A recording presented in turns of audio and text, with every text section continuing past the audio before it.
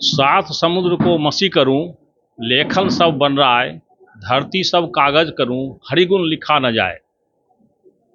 इसका अर्थ है कि अगर सात समुद्र को स्याही बना दिया जाए और समूचे वन को अगर कलम बना दिया जाए, धरती को कागज बना दिया जाए, उसके बाद भी हरिगुण जो है लिखा नहीं जा सकता है। इतना अपार है हरिगुण। आज हम इसी के उपलक्ष्य में अभी भीखमदास ठकुरबाड़ी आए हुए हैं, जहां अखिल भारतीय संत समिति बिहार प्रदेश का धर्म सम्मेलन का आयोजन किया गया है। और इसमें हमारे जो राष्ट्रीय महामंत्री हैं डांडी स्वामी जितेंद्रानंद सरस्वती जी महाराज, जो राष्ट्रीय महामंत्री हैं इसके, वो यहाँ पधारे हुए हैं। हम इनसे मतलब कि जानना चाहेंगे, सर आज जो ये समागम हुआ है इसका क्या मकसद है? हर 3 मास पे बिहार प्रदेश की कार्य समिति बैठती है, तो उस 3 महीने में नए उपजे हुए मुद्दों पर चर्चा करती है। तो अभी अगले 3 महीने का तो विषय इतना ही है कि यहाँ पर विधानसभा के चुनाव होने हैं। तो स्वाभाविक है कि सबकी निगाहें तो यही होंगी कि संत समिति चुनाव में, तो हमारी भूमिका इतनी ही है। ये स्वाभाविक है कि लोकतंत्र की पद्धति से चुनी हुई कोई भी सरकार हमारे पर तो असर डालती है। उसकी नीतियां हमारे मठ मंदिर, हमारे सुरक्षा, हमारे सम्मान पर असर डालती हैं। तो प्रो सनातनी, प्रो मठ मंदिर, जो सकारात्मक हो, मठ मंदिर साधु संत का सम्मान कर सके, ऐसी सरकार सत्ता में बनी रहनी चाहिए। यही हमारा उद्देश्य हो सकता है। एक और दूसरे के मठ मंदिरों को लेकर के बिहार के अंदर जिस तरीके से रायता फैला पड़ा है, ये 2 दिन 4 दिन का मसला नहीं है, 40-50 वर्ष का मसला है। तो बिहार ने अपने यहाँ भूमि प्रबंधन के विषय को भी पहले सॉल्व किया है, तो आगे भी वो ये मठ मंदिरों के संपत्ति के विषय को भी सॉल्व करे। ऐसी एक सकारात्मक सरकार बिहार में बने, ये विषय रहा। सनातन धर्म आज खतरे में है, इसके बचाव के लिए आप लोग की जो समिति है वो क्या क्या क्या कर रही है और क्या करना चाहेगी?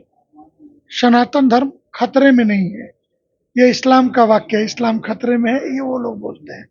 हम कभी खतरे में नहीं, क्योंकि परमात्मा के द्वारा प्रदत्त हम जो लोग हैं, हमारी रक्षा के लिए भगवान स्वयं अवतरित भी हो जाते हैं।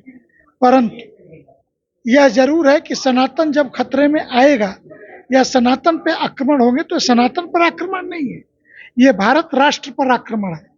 और अभी 3-4 दिन पहले जिस तरीके से ऑस्ट्रिया में नाटो के प्रमुख ने कहा कि इंडिया को हम एक्स इंडिया में बदल देंगे, कि भारत था ऐसा कर देंगे, तो राष्ट्र के स्वाभिमान, और भारत राष्ट्र है, इसका साम्राज्य और राजधानी पाटलिपुत्र थी, तो उसका नाभि केंद्र है पाटलिपुत्र।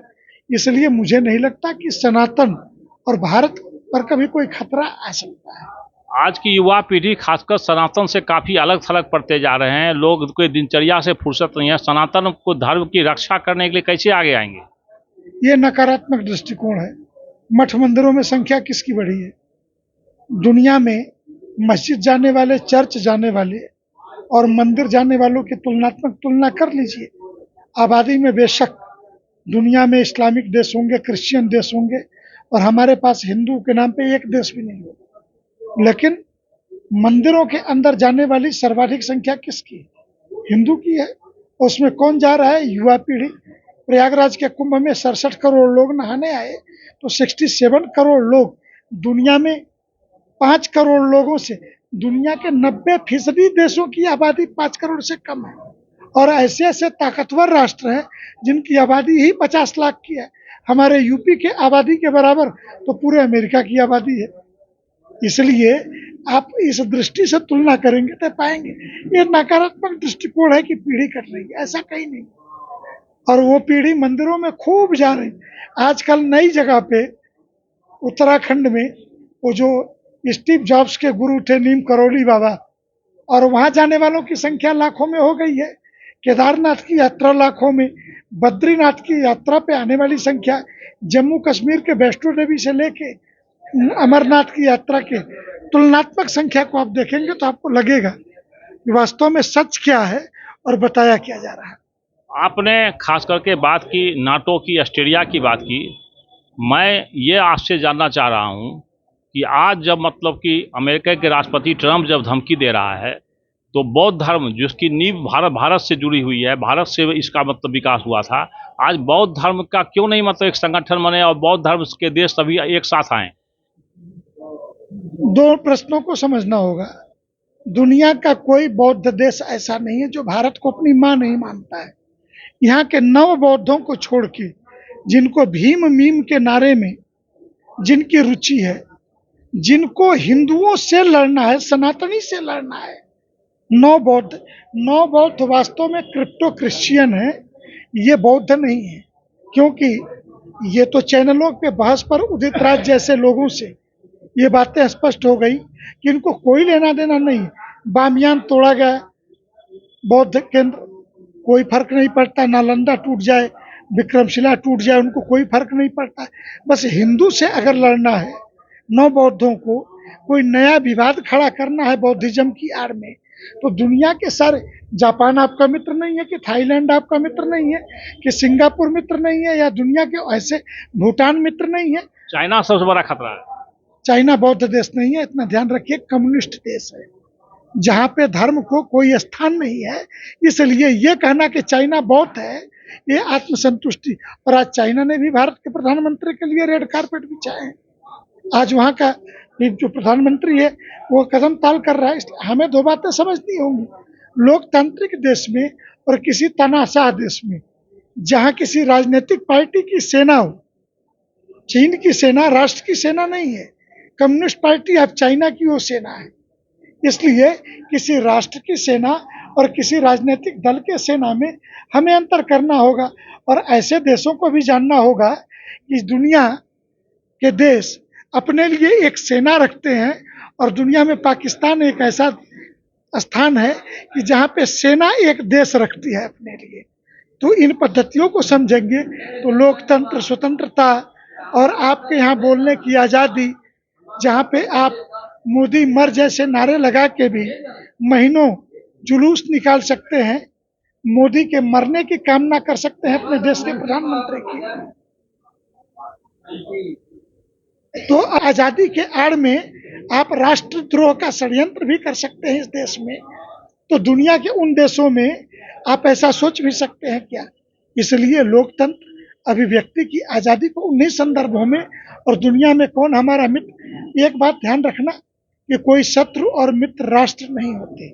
जिसके जिससे स्वार्थ सधेंगे वो उसके पाले में खड़ा मिलेगा। तो तय यह करना है कि हिंदुस्तान का स्वार्थ किन बातों में सिद्ध होता है। कभी पाकिस्तान भी हमें भारी लगता था, आज अमेरिका भी हमारे लिए मजाक लगता है। इसलिए दुनिया में वर्ल्ड ऑर्डर बदले हैं, हमें इसी में एंजॉय करना चाहिए। बाबा, आज धर्मांतरण को लेकर के आपकी समिति, आप क्या कर रहे हैं? खासकर आदिवासी इलाके में आप देखते हैं कि क्रिश्चियन लोग बना देते हैं थोड़े से पैसे दे करके। घर वापसी बहुत तेजी से बढ़ी है और हम जो कर रहे हैं, हम माइक पर चीख चीख के करने वाले लोग नहीं हैं। और उनकी पीड़ा, जो कल तक धर्मांतरण कराते थे, ये वही लोग हैं जो ऑस्ट्रिया में बैठे हैं, जो जॉर्ज सोरोस के नाम से जाने जाते हैं, अमेरिकन सीनेट में, ब्रिटेन के सीनेट में, जो रोमन कैथोलिक पादरियों के लिए विशेष दर्जे हैं। ये वही देश हैं। उनका दर्द बताएगा कि हिंदुस्तान में हम क्या कर रहे हैं। हम बोलते नहीं, हम करते हैं। अंतिम सवाल बाबा, खास करके आज मतलब आप यहाँ पे पधारे हैं और सनातन को आगे बढ़ाने के लिए संस्कृति जो है ये मतलब बहुत ज़्यादा तेजी से पनप नहीं रही आज के डेट में, तो सनातन को आगे बढ़ाने के लिए क्या क्या उपाय किए जा रहे हैं? सनातन चिर नया है, उसको आगे बढ़ाने जैसा कुछ नहीं है, प्रोटेक्शन जैसा भी कुछ नहीं है। और दुनिया में अगर सनातन आगे नहीं बढ़ रहा होता तो जहाँ पे मोहम्मद साहब पैदा हुए, उनके खानदान के लोग वहाँ पर मंदिर नहीं बनवा रहे होते, दुबई में मंदिर का निर्माण नहीं हो रहा होता, दुनिया में मंदिरों के जीर्णोद्धार नहीं हो रहे होते। इसलिए ये कहना कि सनातन को हम आगे बढ़ाएंगे, अरे धर्म के आश्रय में हम चलना सीख रहे हैं, ये हमारा सौभाग्य है। सनातन तो राष्ट्र है, सनातन तो ऐसा परमात्मा का स्वरूप है जो हमारा संरक्षण कर रहा है। धन्यवाद। तो ये थे बिहार भारतीय सेवा समिति के राष्ट्रीय महामंत्री डांडी स्वामी चित्तरत्न सरस्वती जी महाराज जी डिटेल से बता रहे थे कि सनातन कभी खतरे में नहीं था और ना खतरे में रहेगा, और आने वाले समय हम सनातन के अंदर मतलब जी रहे हैं। सनातन को आगे क्या बढ़ाएंगे हम लोग, सनातन तो खुद आगे बढ़ रहा है। दुनिया भर में आज देखिए मंदिरों का जीर्णोद्धार हो रहा है, नए नए मंदिर बनाए जा रहे हैं। तो आप देखते रहिए प्रत्येक लाइव अपने साथी दीपक के साथ अजय शंकर, पटना।